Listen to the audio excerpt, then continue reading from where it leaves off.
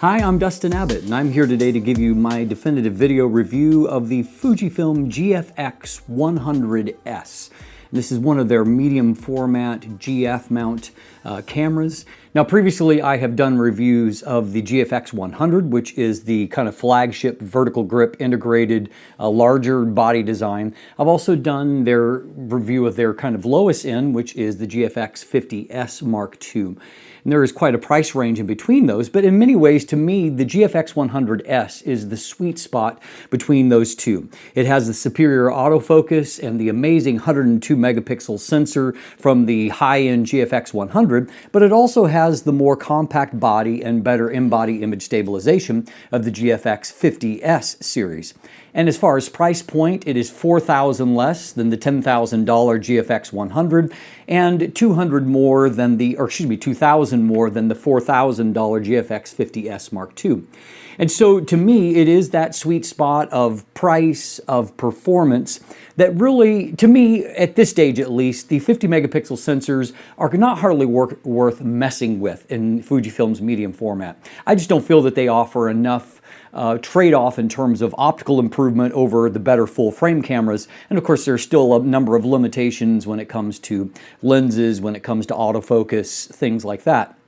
And so the 102 megapixel sensor is more the sweet spot to where there is a clear and compelling reason to consider the optical performance, the sensor performance over a full-frame rival. And that makes this, I believe, a special camera. We're going to dive into whether or not it is the jumping off point that you should consider if you're considering going medium format, right after a word from our sponsor. Today's episode is brought to you by Phantom Wallet, the minimalist modern wallet that is now even better with the new Phantom X that is crafted from aluminum right here in Canada. It is 22% smaller and 35% lighter, while still making it easy to access your cards and money when you need them, thanks to their unique fanning mechanism. You could even customize your wallet due to its modular design, with accessories like a money clip, cash holder, ID display, and even Chipolo and AirTag tracking integration. Visit store.phantomwallet.com to check out their unique sizes, styles, and finishes that span from aluminum to wood to carbon fiber, and use code DUSTIN15 for 15% off when you're ready to check out. So let's talk quickly about the build and the design here. This is a body that is identical to what I covered in the GFX 50S Mark II, because the GFX 50S Mark II used this body. This camera actually came out first. And so it is a body that is 150 millimeters wide, it is 104 millimeters tall, and it has a great grip depth of about 87 millimeters. It weighs in at 900 grams, though I will note that that includes both the battery and memory cards attached. Sometimes those weights can vary depending upon what accessories are installed. And I will note on the battery, it is a familiar battery like we saw in the GFX 50, and it is rated at 460 shots in this application. I would say that my experience is that battery life, real-world battery life, has been better than that, but you might want to consider definitely having a backup, because unlike the GFX 100 with the integrated battery grip where you can have two batteries, you're going to want to charge a little bit more often, because that big flagship camera will go on forever. This one, not as much. Like in these other bodies, we're still sticking with kind of old school SD card technology, and so on the side there are slots for two UHS 2 rated cards. They seem to be fine for this application, though I will note, we'll see in just a moment, there are some limitations when it comes to that.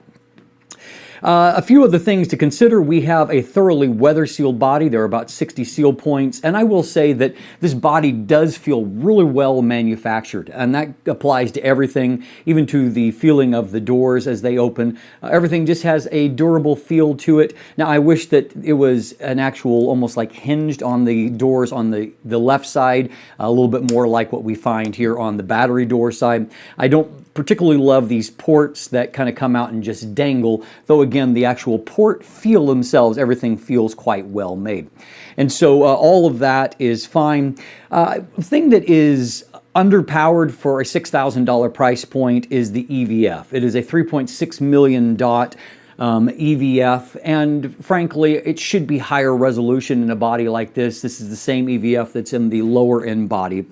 And then also we have a familiar 3.2 inch tilting touchscreen, and it tilts on 2 different axes, unlike some of Sony's tilting screens. I do find the whole process a little clunky, frankly, and I would personally prefer a fully articulating type screen, and that is the way that the industry is going. The resolution is 2.3 million dots, 3.6 million dots. And so a decent amount of resolution there, and it does have some touch capability, but much like most other Fuji cameras, the touch capability is limited to the Q menu and not to the full menu. And frankly, some of that menu navigation to me is somewhat clunky, and made more so by the fact that I really find I miss a rear wheel, just another control point here on the back for either doing menu navigation or just a third control point for, say, something like ISO. I find that I have to dive into the menus a little more often than what I would like. And so that's my biggest ergonomic complaint. A couple of things that I do really like. I love the top LCD screen, the information that's there, the fact that you get a passive display even when the camera is powered off. I also like the fact that we have a switch here that allows us to go between movie and still, and to have a completely different configuration for both sides. I like the fact that we have a lot of configurable buttons, and everything is quite customizable here. I also, another thing there that I do like as well is on the back we have a focus mode switch that allows you to quickly go between manual focus, continuous autofocus, or single shot. And it's just a quick to use dial that I wish was spread out across all cameras. It's just a really logical thing to have there. And one other thing I want to say as far as the build and the features here is that it does have an extremely effective 5-axis in-body image stabilization that is rated up to 6 stops. I find Fuji's in-body image stabilization to be very, very good. It's well executed, it's very mannerly, and it seems to be very, very effective. And for example, at this 1/8 of a shot, even at 102 megapixels, is perfectly stabilized. And that's really impressive when you consider how much resolution is there. And so that, to me, really helps to save you, because with medium format, lenses tend to have a smaller maximum aperture because of several factors there. But as a byproduct of that, it's not going to be unusual to have, for example, this zoom that I reviewed with the 20 to 35 millimeter, whereas a full frame lens that is similar to this, comparable to this, would be an f2.8 maximum aperture. This is an f4 maximum aperture. Now, in some ways, that f4, because of the larger sensor, will behave a little bit closer to an f2.8, but not for light gathering, which means your ISO levels tend to be higher, or you need good stabilization to help to eliminate, handheld camera shake. And so having an effective in-body image stabilization helps a whole lot. Overall, I did like the ergonomics of the camera. I feel like it's a little bit large, but it feels good in the hand, but I did miss that extra control functionality there. But overall, ergonomically, I vastly prefer this personally to the larger vertical grip integrated GFX 100. Of course, your mileage may vary. Let's talk about autofocus here. Autofocus was really one of my primary complaints with the GFX 50S Mark II, in that it used a quite primitive autofocus system by modern standards. This autofocus system is better. It's a hybrid AF system, so combination of phase detect over contrast, and it has 425 selectable points in the phase detect. And so as a byproduct of that, it does work better, similar to what we saw in the GFX 100. It works better, certainly, than what you're going to see in the GFX 50 bodies. But there still are limitations to it, particularly if you're coming from the standard of smaller sensors. And that, in many ways, I think that the performance, other than IAF, I think is a little better than what we saw years ago, since that technology wasn't really implemented. But outside of IAF, which does work reasonably well, particularly if you're doing portrait type work, but outside of that, I think that the autofocus is really fairly comparable to what I saw all the way back in the Sony A7R Mark II.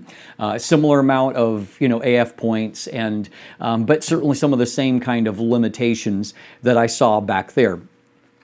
Now, another thing that I did note as a byproduct of this is that this is certainly not an action camera for a whole lot of reasons. Number one, autofocus is not fast enough to keep up with even moderate action. Even Nala, just kind of walking along towards the camera, I could not nail one shot in focus. Everything was back focused, and so, about midway through her body instead of on her face. And so it just can't keep up with moving action. So you just need to know that. And it's not really designed for that anyway. You can get up to 5 frames per second in terms of a maximum burst rate. As you can see, that's not very fast, nor does it take very long for the buffer to fill. You can get a maximum of 23 lossless compressed RAWs, but if you want to shoot, uncompressed RAWs, you're dropping down to like the 15, 16 range, and a maximum of 42 JPEGs. And so you're not going to capture images fast, nor are you going to capture a lot of them. That's not really the strength of this camera.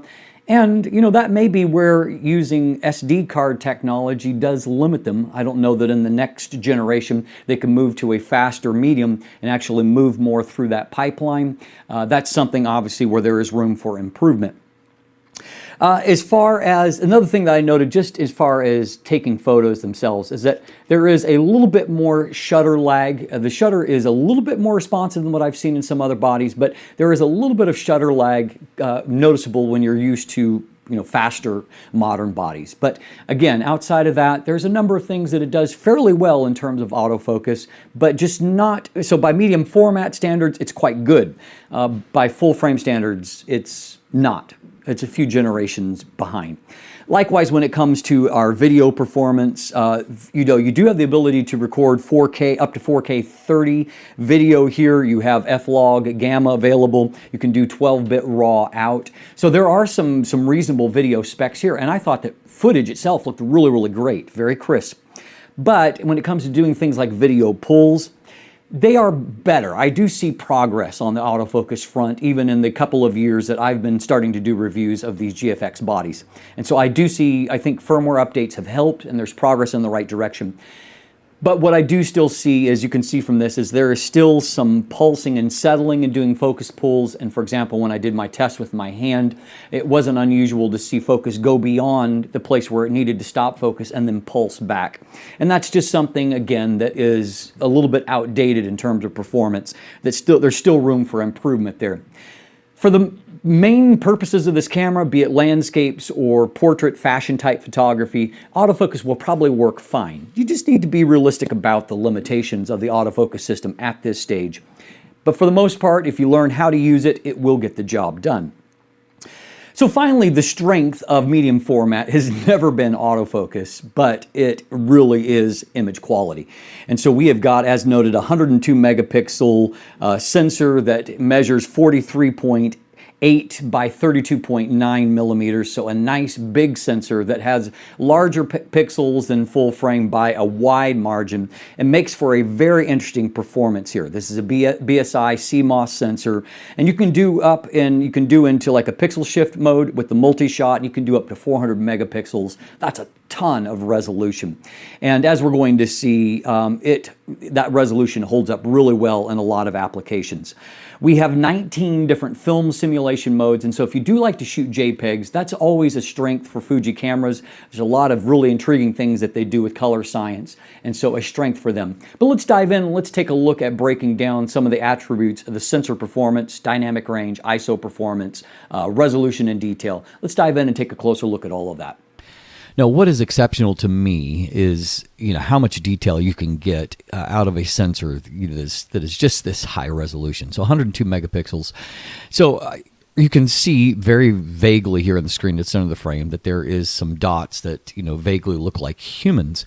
But what's amazing is that if you zoom into a pixel level here, you can not only see the humans there, but you can see their features clearly defined. You can see the little boy pointing out something to his mother. I mean, these are things that I certainly couldn't see with my naked eye from the distance. And I knew that there were some people up there and, standing in the midst of the tall trees. And so I thought it was just an interesting perspective. But obviously, that amount of resolution just gives you such tremendous amount of cropping capabilities. You really can make so many photos from within a photo very easily here. I mean, you could recrop something like this and have a very interesting photo, at a still decent amount of resolution. So very, very impressive how much detail is packed into this sensor. I also found that colors were a real joy to work with from the sensor. I just really enjoyed processing images, and here in this case I have, I've played with the tone curve a little bit to give a certain look, but there's something very special about medium format, just the transitions of and nuances of transition in both color and light that make just for really, really special images. And so, here's a case in point. Also here, and I will comment more, we're going to look at dynamic range in just a moment, but you do have the option on Fuji bodies to shoot in either DR200 or DR400 if you're shooting at ISO 200 or 400 or higher. And so in this case, it allowed me to have just perfect nuance of being able to, get compose and expose for under the trees here, but then also to have the full range of colors in the really beautiful sky on this particular morning. Now, you will see a little bit of a downside that we'll get to in just a moment when you're shooting at high ISO, and that is some of this checkerboarding pattern that can be visible in shadows at a pixel level. This is an image that I truly love, and again, it really shows off to me just all that's going on there in the dynamic range, which you've got a big range of different luminosity that's in both the tree here and in the foreground, while also retaining that beautiful sky. You can certainly create images that are just fabulous with this camera, and this is one of them that I really loved. So let's take a look at that dynamic range. So this is going to be our base ISO setting, and so as you can see here, obviously at base ISO, even at super high resolution as we have here, there's great detail everywhere, like here on the mirror and inside here, all of those shadow type areas, there's no noise. And if we look here, you have inky black, and in this transition, and I'm going to show you this other side for this series, I think it's going to show off the best, the changes as we go along. So you got that black transition to the background, and then the table that everything is set on, nice and clean. And then, of course, as we look at our color swatches behind the blacks here, they're the right levels, and there's smoothness there. There's no noise or anything. Now, to illustrate what we're going to do is that, first of all, we're going to take a look at shadows. And so progressively we'll start. Here is only one stop of underexposure, and then the exposure has been added back in post. We'll examine that. I'm not going to mess with one exposure in terms of showing you here. We'll take a look at a little bit further. Modern cameras have no problem with minor underexposure. So starting with the two stops of underexposure and then recovery, let's take a look at how the images are holding up. So if we look at our area here, this obviously has had to recover a lot. You can see that it's still nice and smooth. Our shadows are still nice and dark. Here on the timer face, everything is nice and clean. If we look inside the mirror area, we can see it's also recovered nice and clean. No issue there. The textures here, there's no color banding, and our color swatches, everything still looks nice and smooth. So zero problems at a two-stop recovery. So if we look at a three-stop recovery, obviously now a lot more is getting crushed. So let's start by looking inside the old SLR, where all the original information, other than this, has been originally crushed. We can see that everything is recovered fairly nicely in here. I think there's just a tiny bit of a color tint that is there, but overall it looks quite good. Over here, where our checkerboard pattern on the table was basically completely crushed, we can see it's recovered, and again, still not bad. There's a little bit of noise there. If we look in the inky blacks here, they're recovered quite nicely. And if we look here on the color swatches, or the frame around the color swatches, we can see that everything still looks fairly good. And so far so good as far as dynamic range. So if we kick things on up to 4 stops of recovery, so now, everything that was previously crushed is more so. And so we can see, however, that really it doesn't look that much different than the 3 stops. Still quite clean. The texture that was completely, details that were completely lost on the grip here, all of that looks fine. If we look over here into our corner spot here, a little bit more noise, but I mean, that's not objectionable to me in the least. Everything looks fine. And if we look in this area here, it still looks fairly clean. There's a little bit of that checkerboard pattern that is starting, but overall it looks quite good. So what happens if we really push the envelope with a 5-stop underexposure? So we can see that everything is pretty much crushed in the original here. But if we look down into the image itself, we can see that, there's a little bit more noise that's been introduced, but overall, we've got a clean recovery of that information. No strong color cast has been introduced. There's more noise, obviously, but again, I wouldn't say at an objectionable level. black still look quite black, and if we look here, you can see that overall there's a little bit more noise, a little bit of that checkerboard pattern beginning, but frankly, it's still completely usable. So a really good shadow recovery result. So now we'll go the other direction. Now this is the more demanding for most sensors when it comes to recovering highlights. And so we'll overexpose here on the left, and then on the right side, we are bringing that exposure back in post, as you would try to do if you were trying to recover a sky or some other kind of blown out bit of information. So some of the key things we'll look at is that very quickly on this timer face, that both the color and things, just kind of the texture start to get blown out. Obviously at one stop of recovery, everything is recovered just fine. Also at our chart behind with color swatches, some of those colors will start to fade out with overexposure, and so we'll try to see if that comes back. And one other spot we'll look at is on the surface of the camera face here, where it's bright and reflective. That's going to be another highlight or hotspot area. So here we have two stops of overexposure, and so you can see that already we're starting to have some issues with a few of these areas. So on the timer face, for the most part, I think that we've done pretty well there. It's maybe not 100% natural, but it still looks natural enough. On the face of the SLR here, we can see that there is a little bit of this kind of metal texture that has been lost. It's been recovered reasonably well. Looking at color swatches, you can see that some of these colors had started to disappear.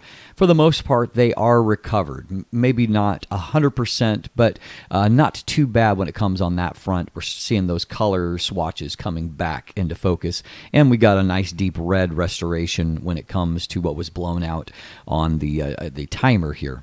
Our practical limit here seems to be at 3 stops, somewhere between 2 and 3. We start to get some things blown out that are just not recoverable. So even in the timer face, you can see over here that color has not been fully recovered. There are some color swatch bits of information here, particularly in the yellows, that are being lost and not being recovered properly. And you can see here, if we look at the the Pentax face there of the SLR, we can see that a lot of that texture information has been lost. And so we have reached a place where it's not really a fully recovered image at this point. And if you try to go one stop further, you get what is basically the catastrophic result, where it doesn't even look like a normal photo anymore. It's just, it's destroyed. Now, to me, a great solution for real-world results like this is if you use Fuji's DR200 or DR400. And so that's accessed at either ISO 200 or ISO 400, respectively. And how it works is that you actually are getting your shadows and your midtones from the whatever ISO value that you're using, 200 or 400. But in the case of 200, they're taking the base ISO, which is in this case is going to be one stop less when it comes to the highlights. And so you've got more information available there. And then vice versa, you're able to do that at the DR400, accessing at 400, 2 stops less. And so what it does is that it's retaining a lot more information, kind of doing a blending of 2 exposures right in camera. And so it's allowing me to get a perfect sky result here, while at the same time, I've also got perfect shadow information. And this is without me trying to jack that up in post. And as a byproduct, it's a really, really clean end result. And so for real world results, that's the way that I like to handle things. And in many cases, even just doing the DR200 is enough, but you can go up to DR 400, and you might as well if you're shooting in conditions where you have to have your ISO up a little bit higher anyway. So finally, let's take a quick look at a series for when it comes to examining ISO performance. And so really, we're looking at kind of the same areas that we looked at when it came to shadow recovery, and that's places of transition of light here, the actual shadow information, back in an area like this. And we're wanting to see, on the areas that should be black and retain a color constancy, if that remains the case as we begin to up the ISO. So base ISO, of course, things are perfect. We move on to ISO 200, and here, of course, things are the exact same. You're not going to see any kind of real issue when it comes to base ISO. At ISO 400, we've moved up a couple of stops. As long as you're shooting at a neutral exposure, everything is going to be good. I will note this, and that is that as you increase your ISO, your ability to make changes reduces. And so you lose dynamic range, you lose the ability to tweak images. So here at ISO 800, everything, and this is a well-lit, well-exposed result. And so in some ways it is a little better than what you're going to see in the real world, but we're trying to have a more scientific approach to this. So as a byproduct, you can see there's a little bit of noise being introduced in these the frame here of our color swatches. Everything is still looking fine. But if we keep going up, this is now ISO 1600. We can see that there is more visible noise that is being introduced, and probably more noise than we ever saw in just base shadow recovery. We can also see that you're starting to get a little bit of an uneven fill here when it comes to this, and that kind of checkerboard pattern is starting to come along. And as we look at the face of the grip here and into here, this is all still looking fine at this point. It's just in some of those kind of vulnerable areas things start to show up. ISO 3200, and here we're starting to see a more visible noise pattern, and also you can see that kind of checkerboard pattern is becoming just more obvious, and you can see it in these kind of light transitions areas. In the deep crush shadows, I'm not seeing a problem yet. We can just see there's also more noise coming in here. At ISO 6400, you can see that the roughness of that noise really jumps up. So ISO 3200, ISO 6400. So that's a pretty significant difference. Likewise here, we can see that as we pop in that kind of checkerboard pattern, it was obvious on the right side here at 3200. At 6400, it's more obvious on both sides, along with just a lot more noise basically in general. I do think that it's doing a good job of keeping color constancy so far, not really any kind of major color shift. ISO 12800, we're going to find that our general noise is just getting increasingly rough and increasingly obvious. And also as we start to look into our crushed area, you can just see some uneven pixels that are starting to show up, which means you're going to start to lose some contrast. It's not going to be as inky black. Though again, if you look at the image globally, it doesn't look too bad. But if you zoom in here to the pixel level, like this pattern is getting more obvious, and I think that there is just the tiniest bit of a color cast that is starting to come into it. Now this is the upper limit of the natural range. Beyond here you're into the expanded, which starting at 25,600, I usually recommend that people stay away from expanded range because typically things start to fall apart rather quickly, and you can see that now we've got really rough pattern out in this area. It's kind of blotchy looking rather than smooth. Noise is still much rougher looking, and we can see that it's just the image quality is starting to definitely degrade. You go on up another stop and you can just see those shadows lifting because there's just more of that gunk that is there in terms of just uneven hot pixels, and now more beyond the checkerboard pattern we can just see that it's all just it's just being lost there.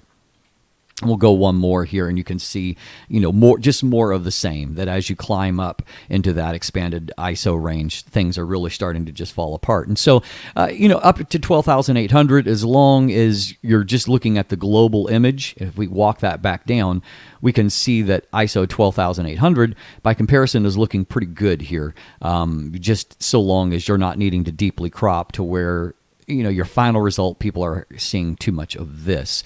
And so it's imperfect, but, for such a high resolution camera, it also doesn't completely fall apart throughout its natural range. And so as you can see, really that amazing sensor is the sweet spot here. And much like I said in my introduction, my conclusion is that if I were buying into the Fujifilm medium format system, this is the camera that I would personally buy right now. To me, it's a sweet spot of the combination of the best features of the higher end GFX 100, while also having the more accessible body and slightly better in-body image stabilization of the GFX 50 series. It is a much more manageable camera to me in taking out into the field and thus using. I feel like I would use it more often than the bigger GFX 100. And of course, price-wise, you're saving $4,000 off the GFX 100 price point while you're getting all of the performance outside of battery life, essentially, in a more accessible body. And on the other end of the spectrum, I feel like the GFX 50, that 50 megapixel sensor, doesn't offer enough advantages over full frame to really, to me, be seductive in making that move and accepting the limitations of medium format. So the GFX 100S is the sweet spot to me of the performance that's available at this stage with the current technology, at a more accessible price and a more accessible body. Now, if you're interested in pursuing more in medium format, you can check out my text review that's in the description down below. You can check out an image gallery and see some photos there. Beyond that, there's also some buying links if you'd like to purchase one for yourself. Linkage to follow myself or Craig on social media. You can become a patron, you can purchase channel merchandise, and please like and subscribe. Thanks for watching, have a great day, and let the light in.